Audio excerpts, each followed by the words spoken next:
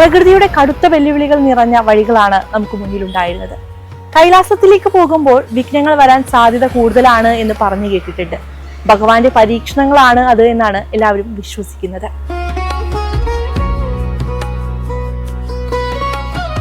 നല്ല പാതകൾ അവസാനിച്ച് പാറക്കല്ലുകളും മണ്ണും നിറഞ്ഞ വികസനം കടന്നു ചെല്ലാത്ത ഇടുങ്ങിയ വഴികളിലേക്ക് വാഹനം പ്രവേശിച്ചു.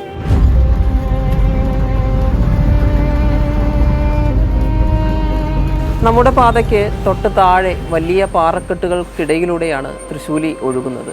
കാഴ്ചയിൽ അതിമനോഹരമെങ്കിലും ആഴവും ഒഴുക്കും കാണുമ്പോൾ അറിയാതെ ഉള്ളിലൊരു ഭയം ഉണ്ടാകും.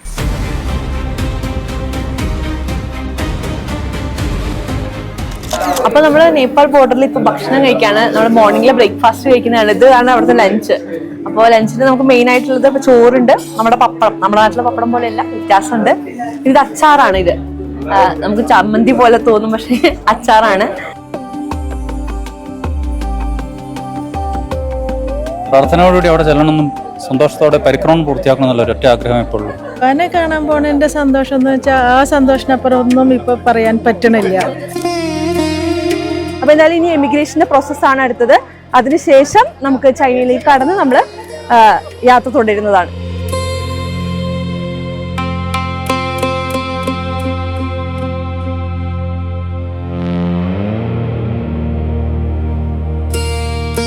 നമസ്കാരം. കൈലാസ തീർത്ഥത്തിന്റെ 6ാം അധ്യായത്തിലേക്ക് എല്ലാ പ്രേക്ഷകർക്കും സ്വാഗതം.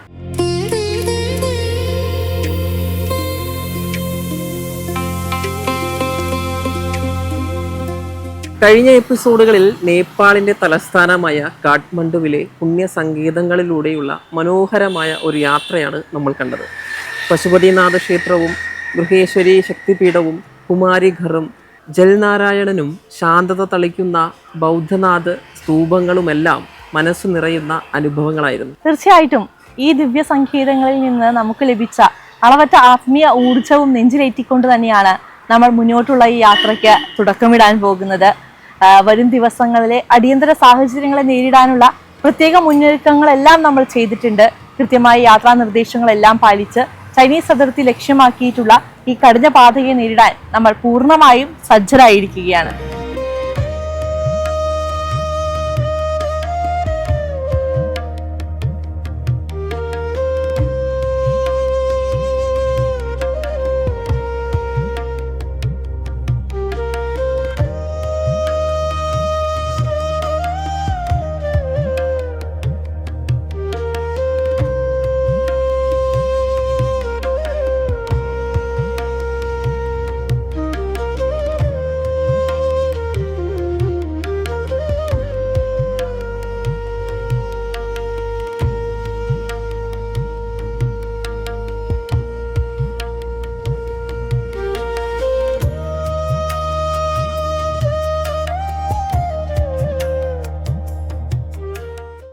ഈ അധ്യായത്തിൽ നമ്മൾ കാണാൻ പോകുന്നത് നേപ്പാളിൽ നിന്നും ചൈനീസ് അതിർത്തി ലക്ഷ്യമാക്കിയുള്ള നമ്മുടെ യാത്രയാണ്.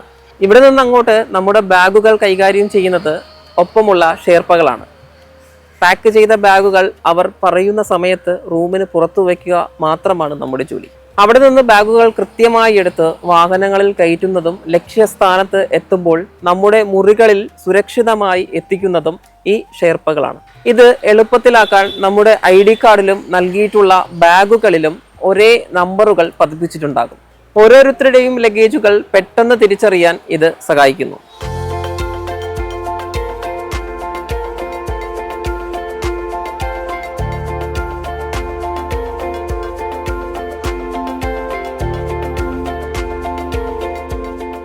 ഓം നമഃ ശിവായ.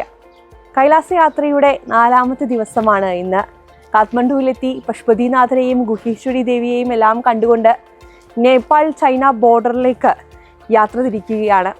ഏറെ കഠിനമായ വീഥികളാണ് നമ്മളെ കാത്തിരിക്കുന്നത് എന്നാണ് ഇവിടെ സംസാരിക്കുമ്പോൾ നമ്മുടെ നേപ്പാളി ഗൈഡുകളെല്ലാം പറയുന്നത്. കാരണം കൃത്യമായ റോഡുകളൊന്നുമില്ല. നേപ്പാളിനെ സംബന്ധിച്ച് പ്രളയം കൂടുതലായി സംഭവിക്കുന്ന ഒരിടമാണ്. അതുകൊണ്ട് തന്നെ റോഡുകളെല്ലാം എത്രത്തോളം കൺസ്ട്രക്ട് ചെയ്താലും വീണ്ടും ഇല്ലാതെയാകുന്ന ഒരു സാഹചര്യമുണ്ട്. അതുകൊണ്ട് തന്നെ വഴി വെട്ടി വേണം നേപ്പാൾ ബോർഡറിലേക്ക് പോകാൻ എന്ന് പറയാം. എന്തായാലും ആ യാത്രയാണ്. എത്രത്തോളം നമുക്കത് ക്യാപ്ചർ ചെയ്യാൻ പറ്റുമെന്ന് അറിയില്ല. കാരണം വണ്ടിയിലൊക്കെ ഇരിക്കുമ്പോഴൊക്കെ ഒരുപാട് ശ്രദ്ധിക്കേണ്ടതുണ്ട്. നമുക്ക് ഇയർ ബാലൻസിനൊക്കെ പ്രശ്നങ്ങൾ വരാൻ സാധ്യതയുണ്ട് എന്നൊക്കെ പറഞ്ഞിട്ടുണ്ട്. അപ്പോൾ അതിനൊക്കെ പ്രിക്കോഷൻസ് എടുത്തിട്ടുണ്ട്. എന്തായാലും നമുക്ക് പറ്റുന്ന രീതിയിൽ ആ കാഴ്ചകൾ പ്രേക്ഷകരിലേക്ക് ഇന്നത്തെ ദിവസം എത്തിക്കുന്നതാണ്.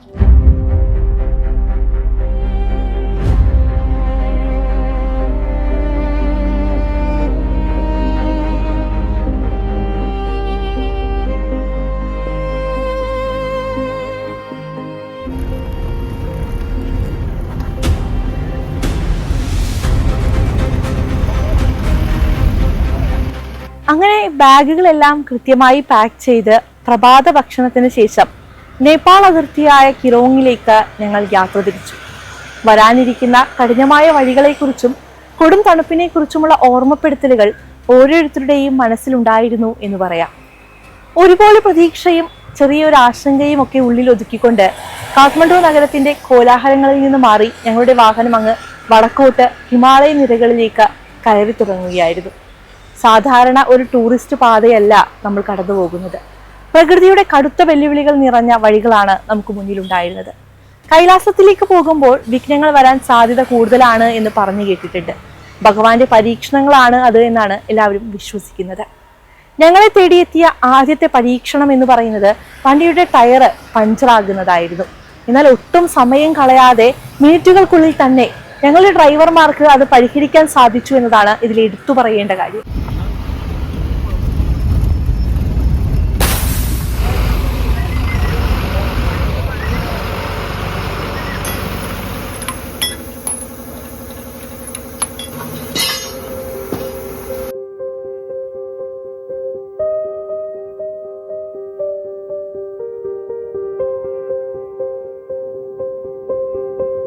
തുടർന്നുള്ള യാത്രയിൽ വണ്ടിക്കുള്ളിൽ വിഷ്ണു സഹസ്രനാമങ്ങളും മൃത്യുഞ്ജയ മന്ത്രവും തരംഗമായി മാറി. കൂടുതൽ തടസ്സങ്ങളൊന്നുമില്ലാതെ ഭഗവാന്റെ അടുക്കൽ എത്തിക്കണേ എന്ന് എല്ലാവരും ഉള്ളുരുക്കി പ്രാർത്ഥിച്ചുകൊണ്ടേയിരുന്നു.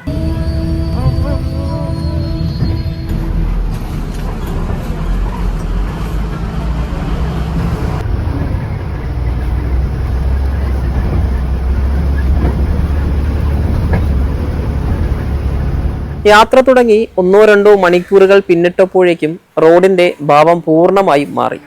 നല്ല പാതകൾ അവസാനിച്ച് പാറക്കല്ലുകളും മണ്ണും നിറഞ്ഞ വികസനം കടന്നു ചെല്ലാത്ത ഇടുങ്ങിയ വഴികളിലേക്ക് വാഹനം പ്രവേശിച്ചു.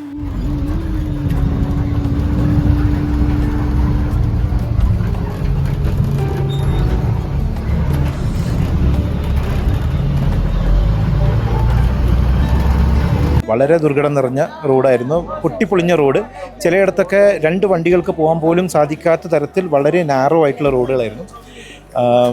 എന്താ പറയുക, ഓരോ നിമിഷവും നമ്മൾ ഒരു ജപം ചെയ്തുകൊണ്ടേയിരുന്നു. നമ്മളിങ്ങനെ ജപിച്ചാണ് നമ്മൾ മുന്നോട്ട് വന്നുകൊണ്ടിരുന്നത്. ആ ഒരു ജപത്തിൻ്റെ ശക്തിയാണെന്ന് തോന്നുന്നു വളരെ കംഫർട്ടബിളായിട്ട് നമ്മളെ കൊണ്ടുവന്നു.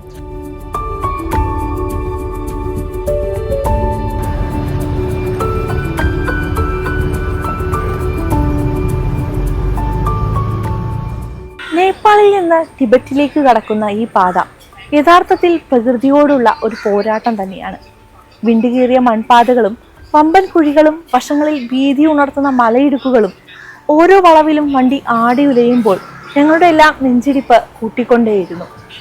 മണിക്കൂറുകളോളം വണ്ടിയിലിരുന്ന് ശരീരം ആടി ഉലയുന്ന ആ ക്ഷീണം വാക്കുകൾക്ക് അതീതമാണ് എന്ന് പറയാം. എങ്കിലും മനസ്സിൽ കൈലാസനാഥന്റെ ദിവ്യരൂപം മാത്രം ധ്യാനിച്ചുകൊണ്ട് ആ കഷ്ടപ്പാടുകളെയെല്ലാം ഓരോ തീർത്ഥാടകനും പുഞ്ചിരിയോടെ തന്നെ നേരിട്ടു. പുറത്തെ പൊടിയും കുലുക്കവും ഞങ്ങളെ തളർത്തിയെങ്കിലും ഉള്ളിലെ ഭക്തിയാണ് മുന്നോട്ട് പോകാനുള്ള വലിയൊരു ഊർജ്ജമായി മാറിയത്. റോഡ് ഓഫ് കോഴ്സ് പൊട്ടിപ്പൊളിഞ്ഞതാണ്. ചില ടോയ്ലറ്റ് സൗകര്യങ്ങൾക്ക് ചില ബുദ്ധിമുട്ടുകളൊക്കെ ഉണ്ടായിരുന്നു.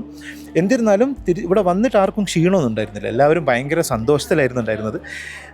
എല്ലാവർക്കും അടുത്ത ദിവസം എന്താണെന്നുള്ള ഒരു തോട്ടാണുള്ളത്. എല്ലാവരും ആ ഒരു ഭക്തിയിലാണ്. എല്ലാവരും ഭഗവാനെ മാത്രം വിചാരിച്ച് മുന്നോട്ട് പോയിക്കൊണ്ടിരിക്കുന്നത്. നമുക്കറിയാലോ, ഭഗവാനെ കാണാൻ പോകുന്ന വഴികൾ എപ്പോഴും ദുർഘടമായിരിക്കും. തീർച്ചയായും അത് തന്നെയാണ് നമ്മൾ ഇവിടെയും കാണുന്നത്. എൻ്റെ കൂടെ ഒരുപാട് പേര് പല യാത്രകളും ചെയ്ത ആൾക്കാരുണ്ട്. അവരൊക്കെ പറയുന്നത് ഇതാണ്. എവിടെയൊക്കെ ചെന്നാൽ ഇപ്പം ചാർധാമിൽ പോയ ആൾക്കാരൊക്കെ ഉണ്ട്. അവരൊക്കെ പറയുന്നത് എല്ലായിടത്തും ദുർഘടം തന്നെയാണ്.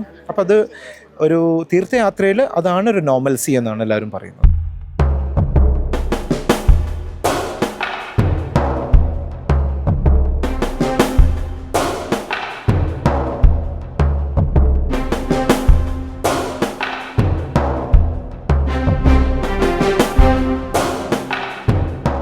ഈ ദുർഘടമായ യാത്രയിലുടനീളം നമ്മെ അനുഗമിക്കുന്നത് മനോഹരമായ എന്നാൽ ഒരേ സമയം ഉള്ളിൽ ഭയം ജനിപ്പിക്കുന്ന ഒരു കാഴ്ചയാണ് ത്രിശൂലി നദി.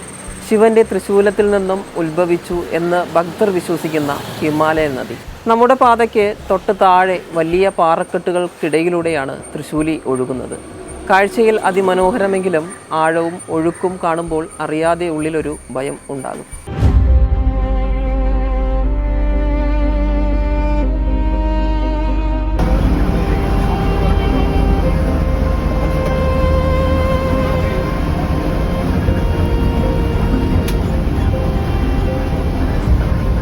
ഇതുകൂടാതെ ഈ പാതയുടെ ഏറ്റവും വലിയൊരു ഭീഷണി എന്ന് പറയുന്നത് അടിക്കടി ഉണ്ടാകുന്ന മലയിടിച്ചിലുകളാണ്. മഴ പെയ്തില്ലെങ്കിൽ പോലും ഉയരമുള്ള കുന്നുകളിൽ നിന്ന് പാറക്കല്ലുകളും മണ്ണും റോഡിലേക്ക് പതിച്ചുകൊണ്ടേയിരിക്കുന്ന ഒരു സാഹചര്യമുണ്ട്. പലപ്പോഴും വലിയ പാറക്കല്ലുകൾ വീണ് വഴി പൂർണ്ണമായി അടഞ്ഞു പോകുന്നതും ഇവിടെ സാധാരണമായി നടക്കാറുള്ളതാണ്. എപ്പോഴാണ് മുകളിൽ നിന്ന് കല്ലുകൾ പതിക്കുക എന്ന് അറിയില്ല. താഴെ അഗാധമായ താഴ്ചയിൽ ആർത്തുലയ്ക്കുന്ന ത്രിശൂലി നദിയുമുണ്ട്. ഇതിനിടയിലൂടെയുള്ള ഈ യാത്ര യഥാർത്ഥത്തിൽ ഒരു മരണക്കളി തന്നെയാണ്. ദൈവകൃപ ഒന്നു മാത്രമാണ് ഓരോ യാത്രാ സംഘത്തെയും സുരക്ഷിതമായി ഈ യാത്രയിൽ മുന്നോട്ട് നയിക്കുന്നത്.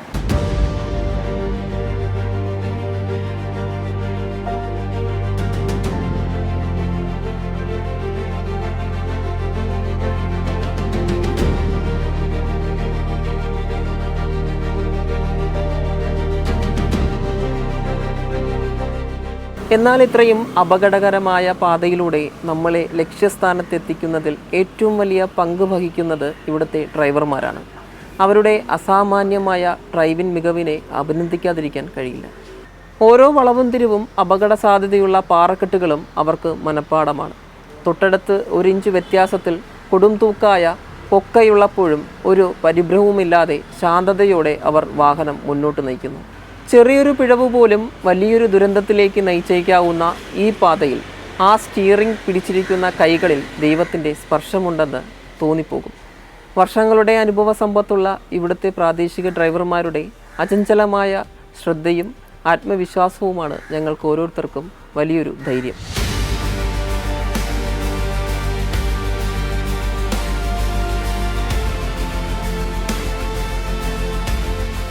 മണിക്കൂറുകൾ നീണ്ട ആ യാത്ര ശാരീരികമായി ഏറെ തളർത്തിയെങ്കിലും അനുഭവങ്ങൾ കൊണ്ട് മനസ്സ് നിറച്ച ഒരു യാത്രയായിരുന്നു അത് എന്ന് പറയാം. അങ്ങനെ പതുക്കെ പതുക്കെ ആ യാത്ര അതിൻ്റെ അവസാന ഘട്ടത്തിലേക്ക് അടുക്കുകയായിരുന്നു. പൊടിപടലങ്ങളും കുലുക്കങ്ങളും നിറഞ്ഞ ആ ദുർഘടമായ പാതയിലൂടെ ത്രിശൂലി നദിയുടെ ഇരമ്പലും കേട്ട് രാത്രിയോടെ ഞങ്ങൾ നേപ്പാൾ അതിർത്തിയായിട്ടുള്ള കെറോങ് മേഖലയിൽ എത്തിച്ചേർന്നു. സമുദ്രനിരപ്പിൽ നിന്ന് ഏറെ ഉയർന്ന പ്രദേശമായതുകൊണ്ട് തന്നെ കാറ്റിനൊപ്പം കടുത്ത തണുപ്പ് അസ്ഥികളിലേക്ക് തുളച്ചു കയറാൻ തുടങ്ങിയിരുന്നു. ഹോട്ടലിൽ എത്തിയ ഉടൻ തന്നെ അത്താഴവും കഴിച്ച് ഞങ്ങൾ വിശ്രമത്തിലേക്ക് നീങ്ങി.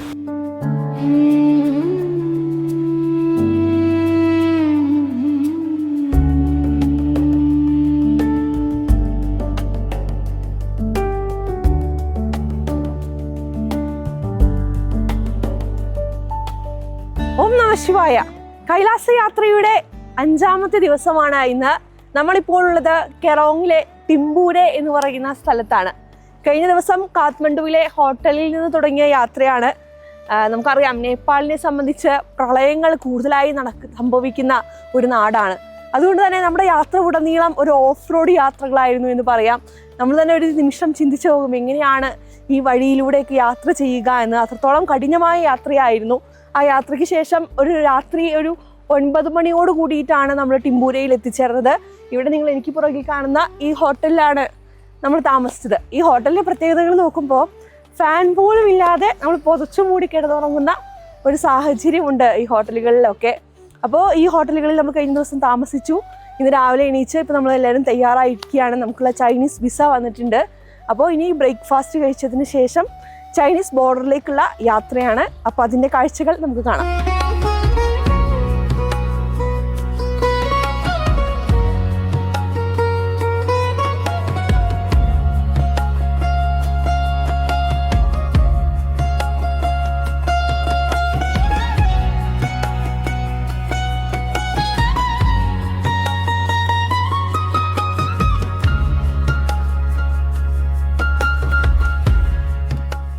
നാട് വിട്ടാൽ എനിക്ക് തോന്നുന്നു ഭൂരിയാണ് ദൈവം.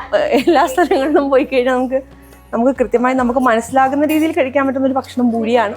സോ ഇന്നും ബ്രേക്ക്ഫാസ്റ്റ് ഭൂരിയിൽ നിന്ന് തന്നെയാണ് തുടങ്ങുന്നത്. നമുക്ക് ദാൽ കറി ആണ്, അല്ല മസാലക്കറി തന്നെയാണ് ഭൂരിക്ക് കൂടെ. അതെ, ആലു ബാജിയ തന്നെയാണ് നമുക്ക് കഴിക്കാനുള്ളത്. ശരിക്കും തോന്നുന്നു ടേസ്റ്റിൽ വ്യത്യാസം ഉണ്ടായിരിക്കും, കാരണം നേപ്പാളാണല്ലോ. പിന്നെ നമുക്കിവിടെ എല്ലായിടത്തും മുളകും ഉള്ളിയും വയ്ക്കുന്നത് കാണാൻ സാധിക്കാറുണ്ട്. ഓക്കെ, അപ്പോൾ നമുക്ക് എന്തായാലും ഈ ഭക്ഷണം കഴിക്കാം. അങ്ങനെ രാവിലെ പ്രഭാത ഭക്ഷണത്തിന് ശേഷം യാത്രാസംഘത്തിലെ എല്ലാവരും കൈലാസനാഥൻ്റെ അടുത്തേക്ക് എത്തുന്നതിൻ്റെ സന്തോഷവും ആവേശവും പരസ്പരം പങ്കുവച്ചു. അതിനിടയിൽ കൂടെയുള്ള ചില ഭക്തർ കരുതിയിരുന്ന കൂവളത്തിൻ്റെ ഇലകൾ ഞങ്ങൾക്ക് സമ്മാനിച്ചു. കൈലാസത്തിലെത്തുമ്പോൾ ചെയ്യേണ്ട പിതൃതർപ്പണത്തിന് വേണ്ടിയായിരുന്നു അത്. അപ്പോൾ നമുക്കിവിടെ ചേട്ടൻ കൂവളത്തിന്റെ ഇല കൊണ്ടുവന്ന് തരുന്നുണ്ട്. എന്താ ചേട്ടാ കൂവളത്തിന്റെ ഇല നമ്മൾ കൈലാസത്തിലേക്ക് കൊണ്ടുപോകുന്നതിന്റെ ഒരു ഉദ്ദേശം? ഭഗവാനെ അതായത് ആദി ശങ്കരനെ സംബന്ധിച്ച് നമുക്ക് ഏറ്റവും ഇഷ്ടപ്പെട്ട, അദ്ദേഹത്തിന് ഏറ്റവും ഇഷ്ടപ്പെട്ട പുഷ്പങ്ങളിൽ ഒരു പുഷ്പമായിട്ടാണ് അദ്ദേഹം പറയുന്നത് ഈ കൂവളത്തിൻ്റെ ഇല. അതിനൊരു കറക്റ്റായിട്ട് അതിനൊരു ബാക്ക്ഗ്രൗണ്ട് ഉണ്ട്. അത് മധുവിനോട് ചോദിച്ചാൽ കുറച്ചുകൂടി ഭംഗിയായിട്ട് പറഞ്ഞുതരും.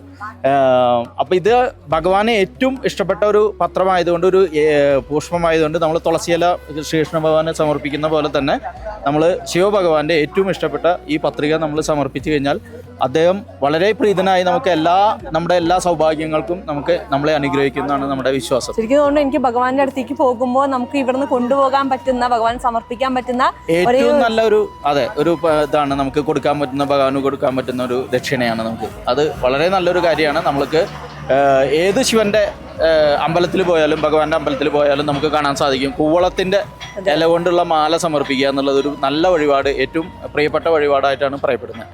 അതാണ് ഇതിലെ ഒരു പ്രത്യേകത.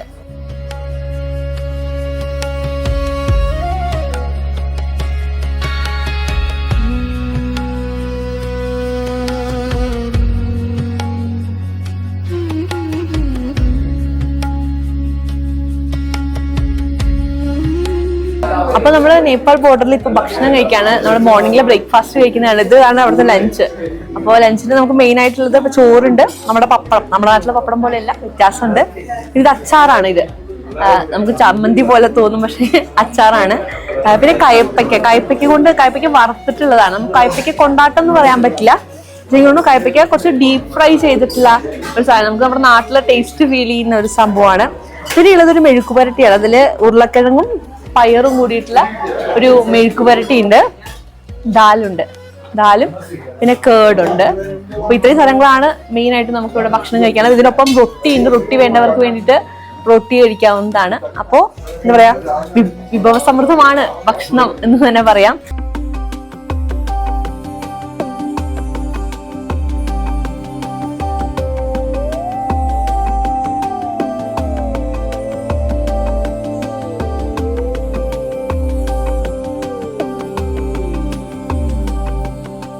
അപ്പൊ എന്തായാലും നമ്മുടെ കൂടെയുള്ളവരെല്ലാവരും യാത്ര തുടങ്ങാനുള്ള തയ്യാറെടുപ്പുകളിലാണ്.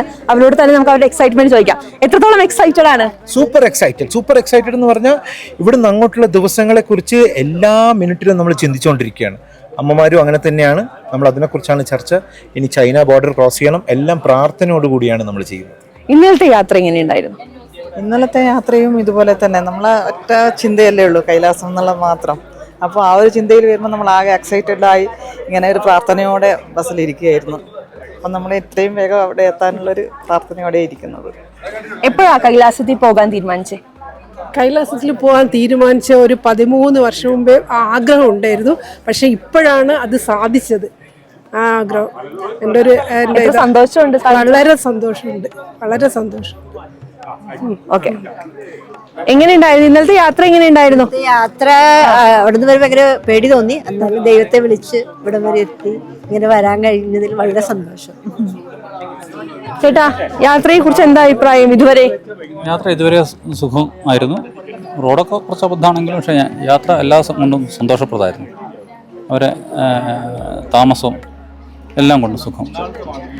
നമുക്കറിയാലോ, ഭഗവാനെ കാണാൻ പോകുമ്പോൾ അത്രത്തോളം തീർച്ചയായിട്ടും വഴികളൊന്നും ശരിയാകണം എന്നില്ല, കഠിനമായിരിക്കാം. അതെ, തീർച്ചയായിട്ടും പ്രാർത്ഥനയോടുകൂടി അവിടെ ചെല്ലണമെന്നും സന്തോഷത്തോടെ പരിക്രമണം പൂർത്തിയാക്കണം എന്നുള്ള ഒരൊറ്റ ആഗ്രഹം ഇപ്പോൾ ഉള്ളൂ. ഭഗവാനെ കാണാൻ പോണതിൻ്റെ സന്തോഷം എന്ന് വെച്ചാൽ ആ സന്തോഷത്തിനപ്പുറം ഒന്നും ഇപ്പോൾ പറയാൻ പറ്റണില്ല. എപ്പോഴും എല്ലാ മൊമെൻറ്റിലും ആ സന്തോഷം മനസ്സിൽ നിറഞ്ഞു നിൽക്കുക. അതുപോലെ ഇന്നലത്തെ യാത്രയായാലും ഇപ്പോൾ നമ്മൾ ഇവിടേക്കുള്ള യാത്ര കയറിയ ബസ്സാണെങ്കിൽ സമ്പൂർണ്ണ ഭജന ആയിട്ട് വളരെ എൻജോയ് ചെയ്ത് വന്നു. എപ്പോഴും അവിടെ എത്തണം, പരിക്രമ ചെയ്യണം, ഭഗവാനെ കാണണം, അങ്ങനെ കുറേ ആഗ്രഹങ്ങളും വെച്ച് പോണ് ഭഗവാൻ സാധിച്ചു തരുന്നുള്ള വിശ്വാസത്തിൽ.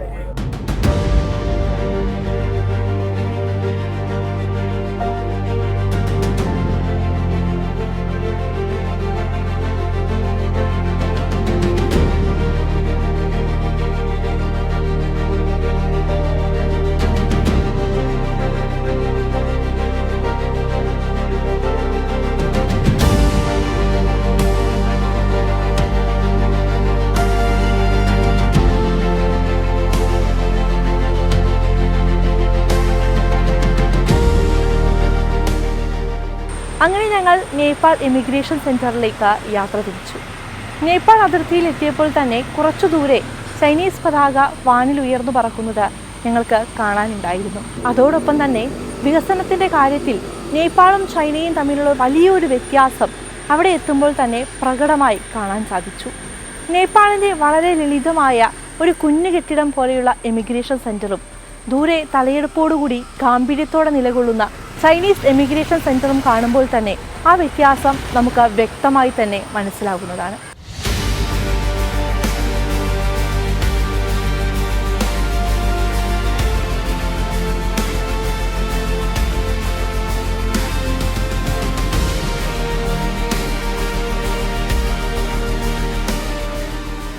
അങ്ങനെ നമ്മൾ ചൈന നേപ്പാൾ ബോർഡറിലേക്ക് എത്തിയിരിക്കുകയാണ്. നമുക്ക് നമ്മുടെ പാസ്പോർട്ട് ഇപ്പോഴാണ് കിട്ടിയത്.